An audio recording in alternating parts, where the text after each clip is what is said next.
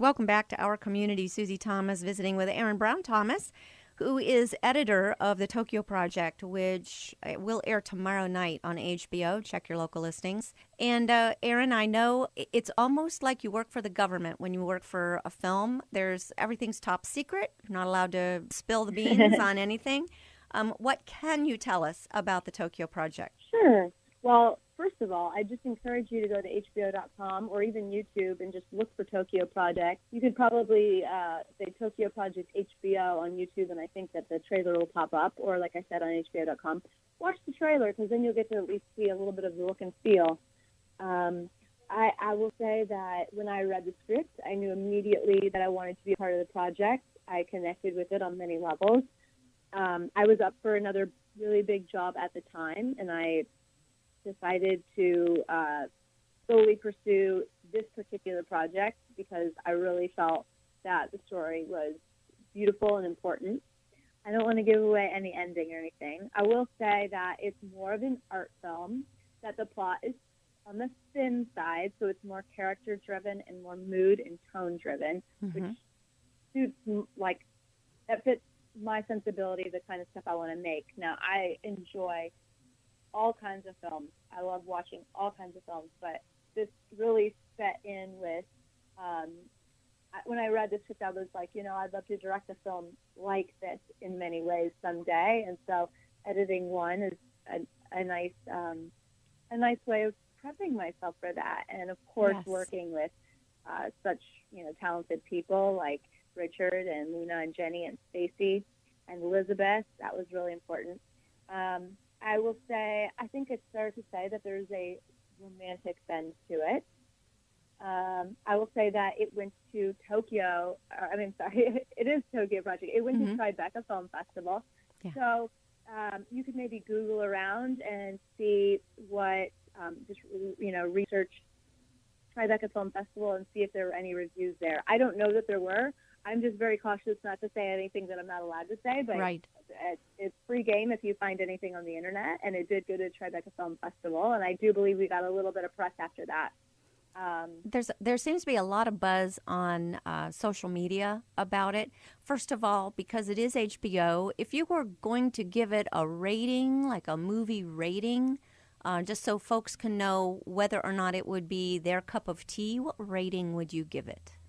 Sure. It's a little tough to say, but I might say PG-13. Okay, that's fair. I don't make ratings, but that's right. my guess. Okay, but it would probably be similar or comparable to other PG-13 movies. So take that into consideration before deciding what your viewing habits will be.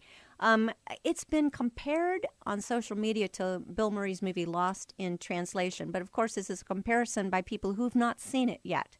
So, what do you have to say about that? Well, first of all, getting compared to, Lost in Translation by Sofia Coppola is not a bad thing, because that is just such an amazing movie. I actually just watched it again last week. It's quite a beautiful and brilliant movie. That being said, I think that the similarities between this movie and that would be that, there are two Americans who meet in Tokyo, and that it's more of an art film. But beyond that, I would say there is some big distinctions between it.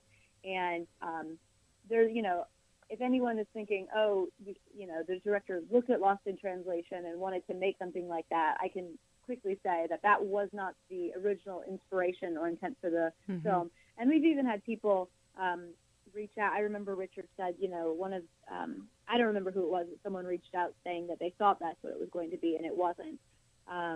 Oh, that's good.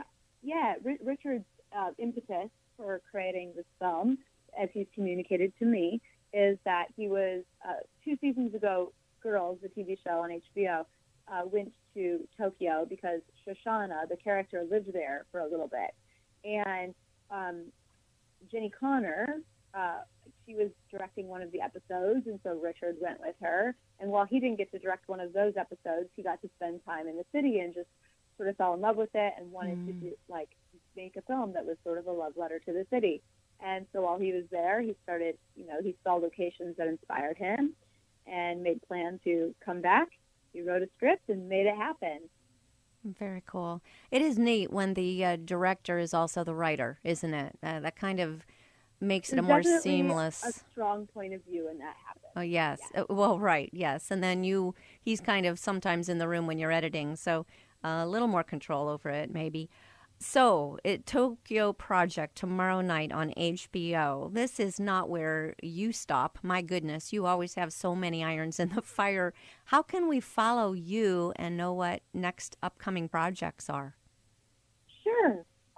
Well, you can look for Erin Brown Filmmaker on Facebook. You can follow me on Instagram. My handle is This Is Organic. Again, that's This Is Organic. THISISORGANIC. You can also follow a film that I directed on Instagram, Rekindled Film. REKINDLED FILM. I directed that film, which was written by and stars Kelly Vrooman, who is also an Ohioan. She went to Malone University, and she's quite an incredibly talented comedian, Yes. as well as very well known from being the morning show host of the Sunny Side Up show Yes. on NBC Kids. Right. So that film is doing its rounds around the festival circuit, and Kelly and I continue to develop multiple. We have 3 projects that we're already going into meetings with that are complete. So we're just hoping to do more and more together. Well, And two peas in building a an audience pod. is part of that. So please, You stay truly in are. touch. Truly are. Yeah, truly are 2 peas in a pod. And how fun that you both met at Malone University here in Canton. What was it, Erin, that interested you in filmmaking, directing? You dove right in. I know they have the annual film fest at Malone. You dove right in, having not tried it before, and ended up winning all kinds of awards with your very first film.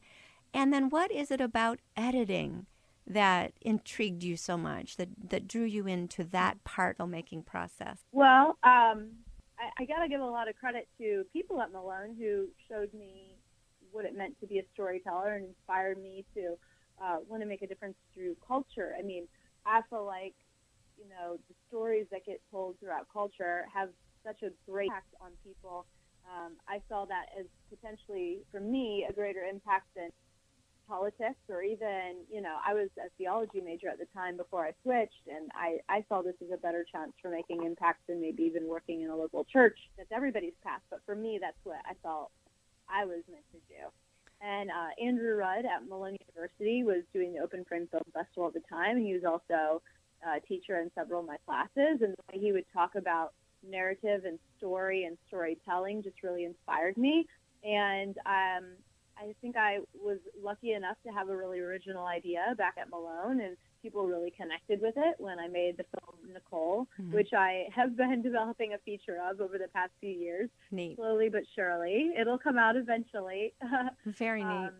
Yeah. So, and then editing specifically, I started editing just as a means to an end. I've always, directing's been my passion, but it's hard to find really good editors. And so in the quest of having a great film, I became a great editor accidentally because I didn't know anyone better than myself. Not that they don't exist, but with but you know what you want it to look like, and you could make it look the way you wanted it to look. I do, and I do think it's important as the projects get longer to bring, at the very least, co-editors or other people into the room, because there's this thing that happens with editing. You get really, really close to the footage, and it stops having an emotional effect on you. So, because, if you've seen the same scene of someone crying, while you're getting close to the end of the project, it might be the 100th or 200th time you've watched it. And it does within a very short period of time as well. So after watching something 200 times within a month, it does start to lose its emotional effect, and you really sometimes need to bring people in the room and ask them, hey, did that scene work for you? Because I'm too close to it. You do get a little numb, but I enjoy editing. I enjoy being on set probably the most. I'm an active person. I do tire of sitting in a seat in a room with no windows for a while, but I do love the how meticulous I can be, how detail-oriented you have to be for editing. Those parts of editing excite me a lot. And in the case of Tokyo Project, I was not directing, which gave me the chance to collaborate with somebody. And when you're collaborating with someone you deeply, deeply respect, that can be really, really rewarding. A couple things you just said make me want to jump up and down. I love that you were a theology major. Very few Malone University theology majors end up with their path being God taking them out to Hollywood, California, working on mainstream Hollywood projects with people like Elizabeth Moss. So this is a very interesting calling to which you've been called.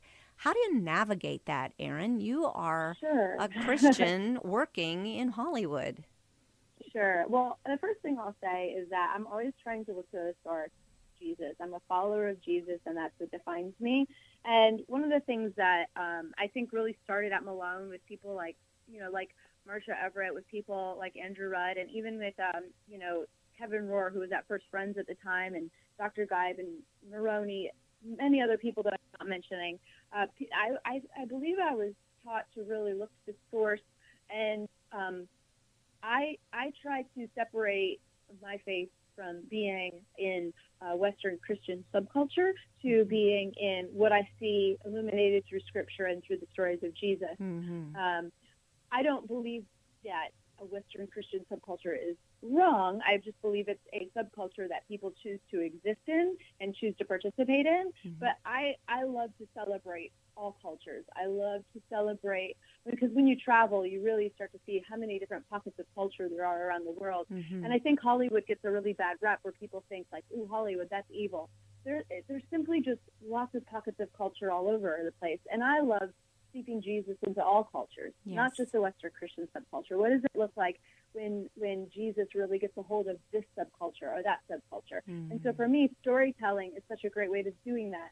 And I don't believe that every single character that I write or that I bring to life or that I edit has to subscribe to my own life choices or my set of moral values, or whatever you might want to call that. But I do like that the characters, their quest, or ultimately maybe the opposite of their quest, maybe their choice to run away from truth, illustrates truth in life. Yeah. And so for me, that's really what I gravitate to and connect with. And I've always felt, and this is probably why I decided not to go into seminary, and not because I wouldn't enjoy studying it, but because I ultimately realized that I really wanted to operate my faith outside the context of a traditional church. I mean, I go to one on Sundays because I found a community that I really like, but I just knew, I don't know, I just knew it was part of my own spiritual DNA to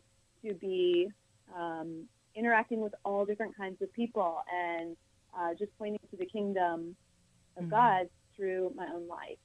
Well, keep telling these good stories. I knew our time would fly. Thank you so much. It's Tokyo Project. It's tomorrow night on HBO, and we've been speaking with the editor of the project, Erin Brown Thomas. Thanks so much for what you're contributing to our community. Oh, thanks so much, too. And if you don't see it while it airs live, you can always watch it on the HBO app. Awesome. Good to know. Thanks a lot, Erin. Thank you.